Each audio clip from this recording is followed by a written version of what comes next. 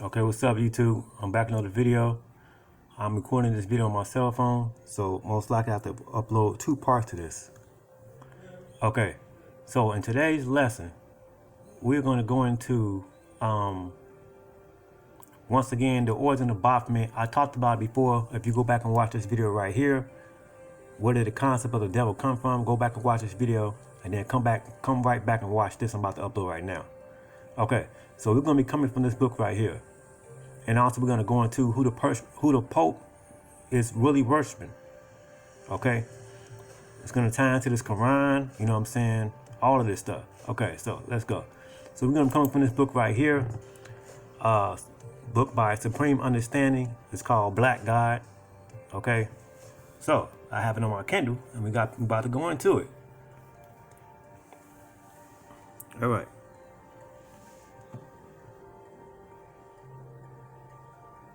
Okay, so we're going to start off with Sutar, a black Norse god. So it says, in 2010, white supremacists went nuts because the producer of the film Thor had decided to cast Idris Elba, a black man, as one of the Norse gods. It says, you may not know this, but white supremacists are nearly fanatic about Norse mythology because Nordic people, who are seen as the purest white Europeans, celebrated their conquest of others in the mythology. Much of it is pure carnage, with tales of bloodshed and brutality everywhere. All things involving white gods destroying those who are presumably not white. It says there is even, quote, an end of the world scenario known as Ragnarok. Just like with that movie called Thor Ragnarok, which white supremacists associate with a race war that would end all race wars. Considering all this, it does seem silly to cast a black man as a Nordic god. But would anyone believe that there were indeed black gods among the Norse? Sutar, that's one of the Jotun of Norse mythology. He was a black giant with a flaming sword. In Old Norse, his name literally means black, or the swarthy one. Okay. According to the Prose Edda, he is stationed at the frontiers of the impassable mountain realm Muspelheim, the land of fire, where he prevents anyone from crossing. Nobody knows what Muspelheim is, but it is definitely a southern land and may have been the Caucasus. It is believed that Sutar would lead others who guarded the region known as Muspel's sons on horseback to Ragnarok, where after a long battle they would defeat Freyr, a Norse high god. Now let's keep on going. So this is a rendition of Norse god Sutar.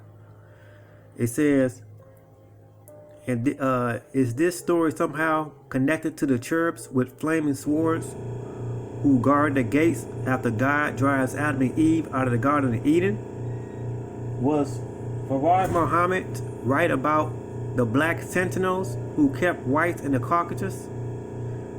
Okay, he says we will revisit Sutar and the story of his origins in the 4th volume of Science of Self. Now, right here on the section is who was Baphomet. Okay. It says, ever heard of Baphomet, demon god of the Illuminati, right? Not really. He says, I almost left this section out of the book. There are so many misguided and misinformed theories that surround, quote, the secret teachings of the Freemasons and other fraternal organizations that I thought it would be better to dedicate an entire book to making sense for those matters. Okay, and let's jump over here. Okay, so he says that at the last minute I decided to add a little commentary on the infamous Baphomet.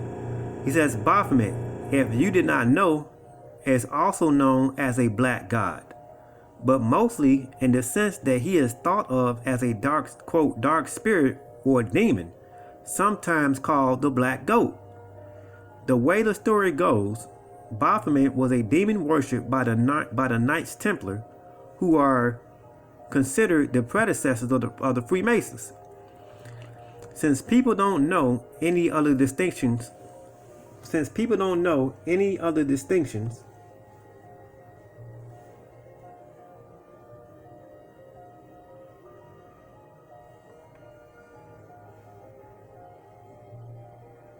one second.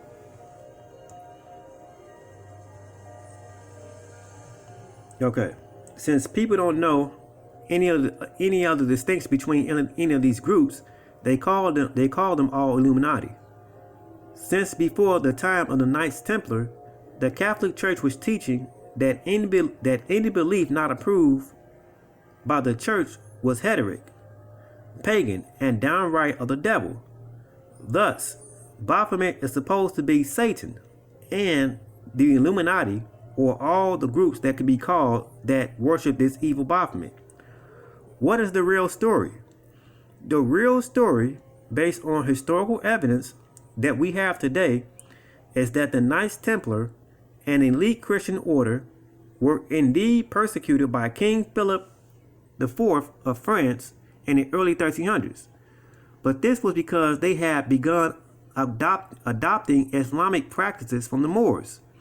In fact, the whole Western institution of banking and checking comes from this culture transfer. At some point, the church wasn't pleased and began suspecting the Knights Templar of worshiping non-Christian gods. So naturally, they started imprisoning and torturing them. Nobody told anything useful. They said crazy things, but none of them said the same thing as another.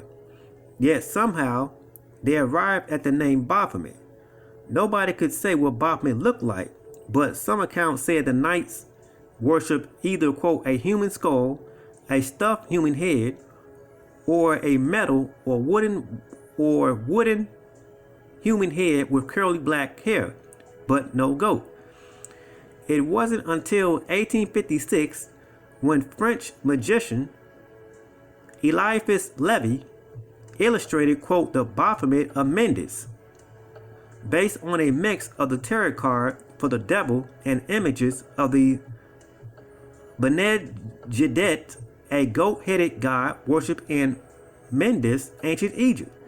Now, if you go back and watch my video on the concept of the devil, you're going to see how my video is coinciding, is tying into what this guy is saying, what this dude is saying.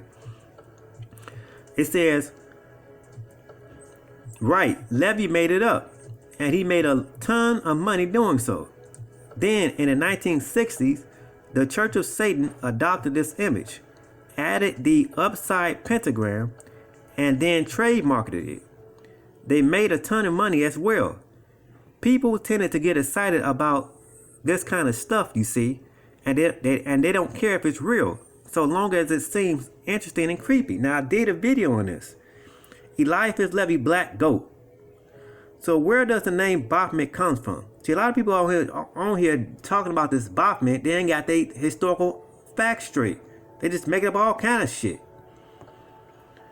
It definitely goes back to the time of the Knights Templar, but most historians agree that it's simply a French corruption of the name Muhammad from Mohammed. So here's the Egyptian god Banebjedet. All right, I want you to see this. This is the Egypt. So they're worshiping black people in secret, but you Negroes are still not getting this stuff. It says, but would the Knights Templar have a group?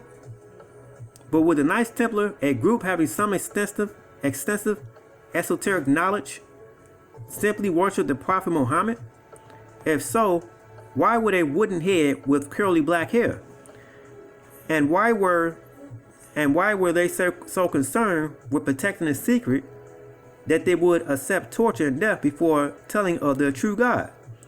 In 1865, Thomas Wright reported that knights would kiss the feet of painted wooden idols who represented Baphomet, and that these practices were somehow tied to the Saracens or Moors. He adds, quote, "A Templar of Florence declared that in the secret chapters of the order, one brother said to the other, showing the idol, 'Adore this head. This head is your God and your Muhammad.'" In other words, the Knights Templar had definitely learned something from the Moors, but it wasn't traditional Islam. Even in 1865, Knight wasn't convinced that, quote, Muhammad didn't actually represent something else more secretive. We know that the God of the Knights Templar, and perhaps the many secret societies who descended from them, was not a goat man, nor was he Satan. In order to understand who these men may have really worshipped in private, you have to keep reading. Okay, so you got now here the Pope and his God. As far as north as Ireland, there are early Celtic crosses inscribed with the name Bismillah, in the name of Allah, the opening words of the Quran, written in Kufic Arabic. Why? Meanwhile, there are devotional images depicting black-skinned Moors throughout Europe, even in places where we don't have much evidence of Moorish occupations. These images are often found alongside depictions of a Black Madonna and Christ. Religious historians ignore these icons, but they are most definitively there. Many are still available to the public view. Now, you have here the chair of St. Peter. Okay, so you got the chair of St. Peter, right? And they found this chair, right? And it says they found this chair of St. Peter, and this is the chair that the popes would pass down through different Catholic churches, right? I'm just paraphrasing. Okay, and it says it dates back to around 1875 AD, but it's considered so holy that it was once regarded as the chair of St. Peter himself. It says it isn't, however, the most visible part of the Vatican's collection. It says, why not? He says in 1798, when the French took over Rome during the French Revolution, some of the French soldiers wanted to quote investigate the relics stored in the Vatican. Give me 1 second. It says this is when they found St. Peter's chair. Under a layer of dust and cobwebs, they discovered that the back of this chair held an unexpected surprise, an inscription in Arabic characters, the well-known confession of Islamic faith, quote, "There is no God but Allah, and Muhammad is his prophet." Think about that. This is a holy chair of the Pope. The Pope, and it's saying what? Naturally, things nearly went nuts. But the folks in power managed to keep this discovery relatively quiet. In 1851, a writer named Lady Morgan proposed a way to resolve the confusion. Let the chair be examined by a group of experts chosen from Catholic and Protestant scholars. Yet the chair was never closely investigated. So you got the Pope and the Black Madonna, right? We've seen this before about them kissing the Pope's feet and things like that. Okay. Now we're gonna go here to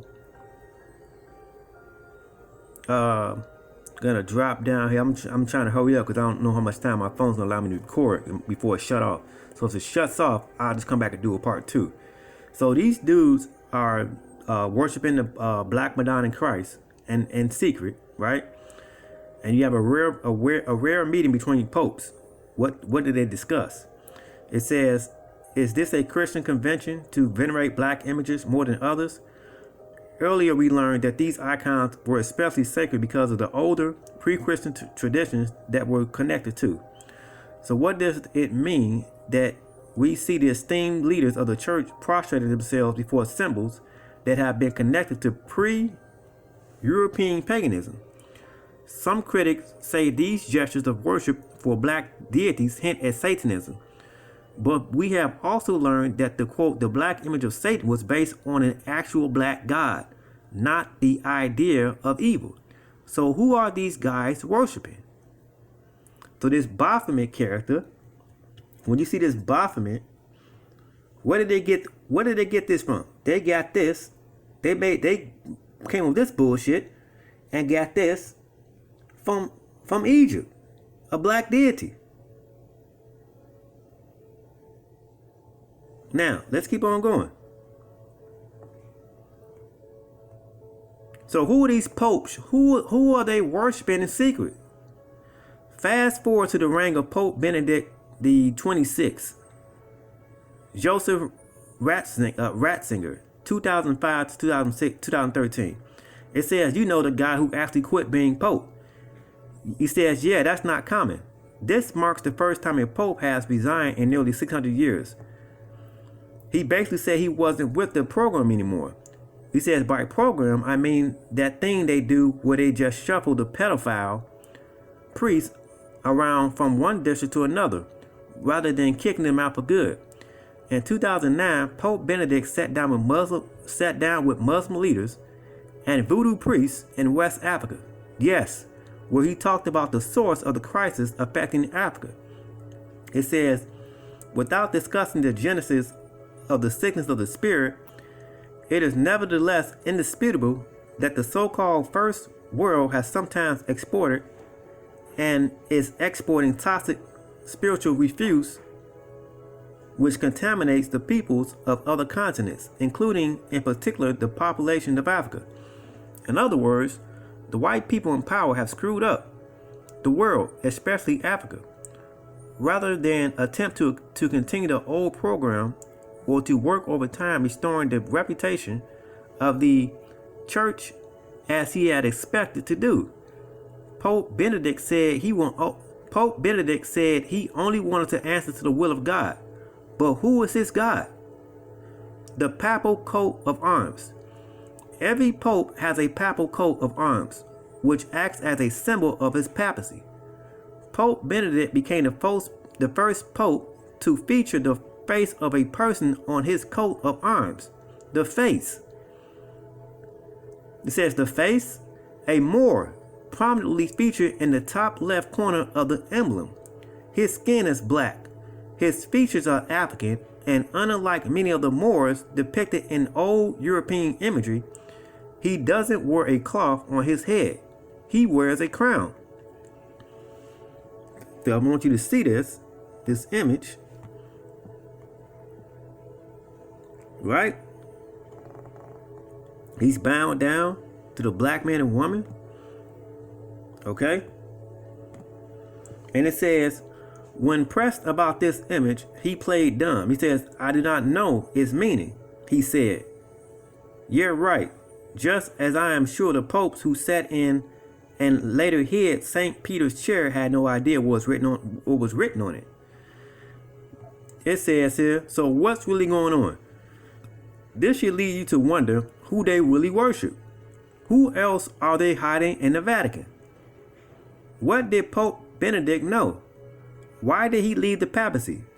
We know he resigned after receiving the results of an internal investigation, citing what one journalist said as blackmail, corruption, and gay sex at the Vatican. But was there more to the story? Not long before he left, he did something else no other pope had done before, publicly at least. In front of 20,000 pilgrims on St. Peter's Square, he prayed in Arabic. We know there are countless images of popes praying to black icons, but there's more to the story. Is there a connection between the pope and a secret Islamic tradition? Is the black man on Benedict's coat of arms being both a symbol for Islam, and royalty a symbol for something else or someone even bigger? Who do they really pray to? So here's the Pope kissing the Quran, and here's the Pope kissing the Black Madonna and Christ. So we know that Prophet Muhammad was a black man. Allah is black. So who are these dudes worshiping in secret? The black man and woman. You Negroes still ain't getting this shit. Let's go. Let's keep on going. So on the papal coat of arms of Pope Benedict, you have here a Moor. This is a black man with an earring in his ear, with a crown on his head. This was on a papal's coat. This image is on the Pope's clothing. So, papal coat of arms. So I told you I come with raw, straight facts.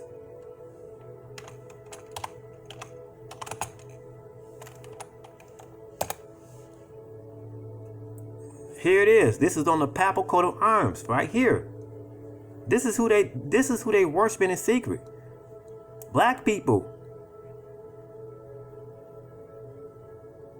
This is what your Illuminati is about. They're worshiping black people in secret. And you Negroes still ain't picking up on it.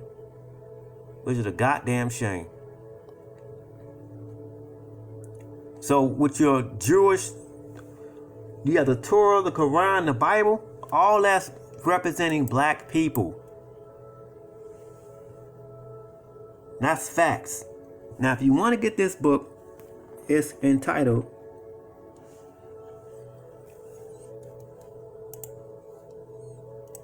Black God by Supreme Understanding. Now I have his other books as well that's coming in the mail that has tons of information in it. So for those, because I know Young Pharaoh did a video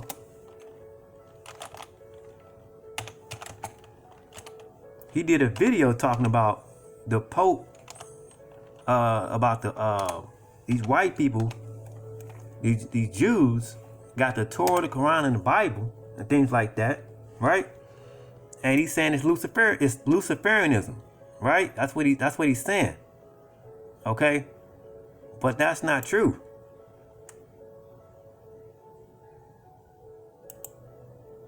They're worshiping black people in secret. That's what they're doing.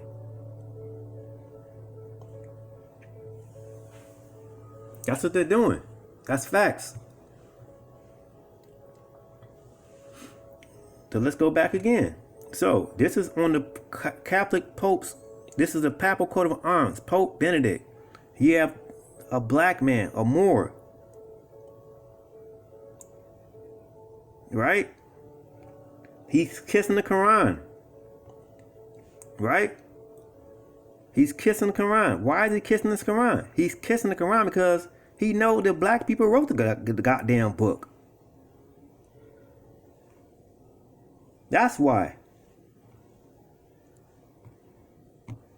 Why is he kissing the image of Christ and Madonna? Because they're black people.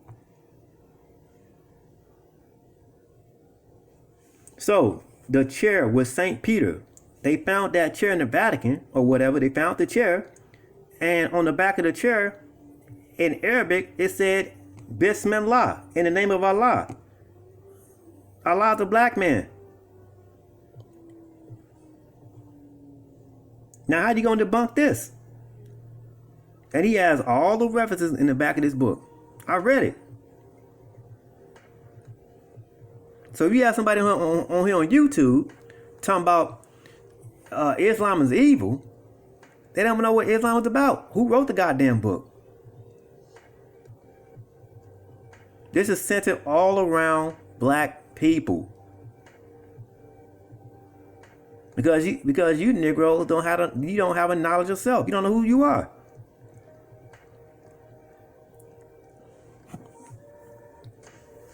That's facts. Every pope has a papal coat of arms, which acts as a symbol of his papacy. Look this stuff up. And on every papal's coat of arms, they have a face of a black man on it. Why is that? How come they have a face of a white man on it? Because these white people know who the black man is.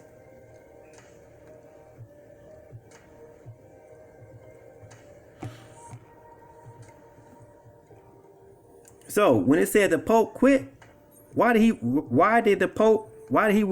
really quit? What was his purpose of quitting? Why did he sit down with Muslim leaders, voodoo priests? And why did he say that he wanted to answer to the will of God? But who is this God? Who is he talking about? He said he wanted to answer to the will of God. What God? The black man. So they put the smoke screen out there. They put the image of white Jesus out there, like they praying to the white man. They ain't praying to no goddamn white Jesus. That's a magician's trick. They tricking your ass. They know damn well when they go in secret, when they go in their closets, or whatever you want to call it, you know what I'm saying? They are bound down to black men and women. Praying to these niggas. I'm not making this shit up.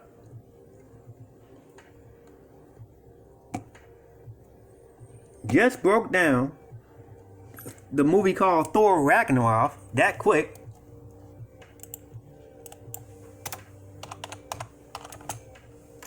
Broke down this racist ass bullshit with all these white people in it. The whole time it's talking about black folks.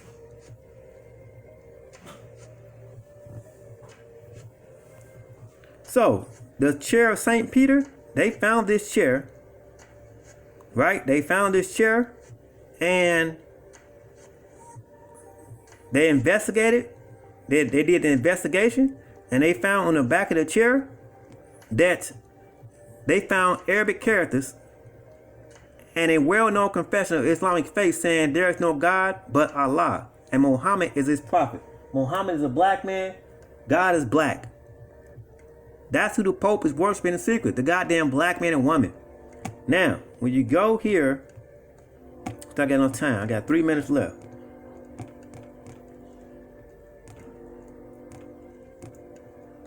When you go here to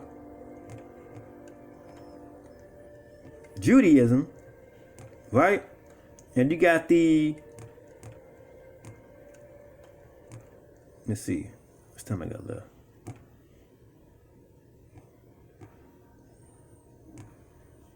When you go here to Judaism with the characters of Yahweh, that Yahweh is the characters, the glyphs. That's talking about black people. That YHWH, that's telling you that we are coated in darkness. Because under this darkness is nothing but blinding light. It'll blind your ass. Let's see if I can find this real quick. I got 2 minutes left.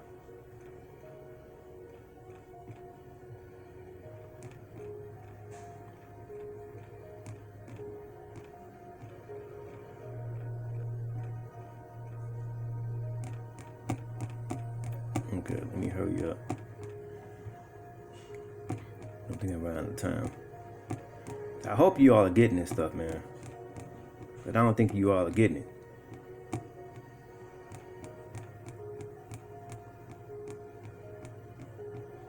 All this stuff is documented facts.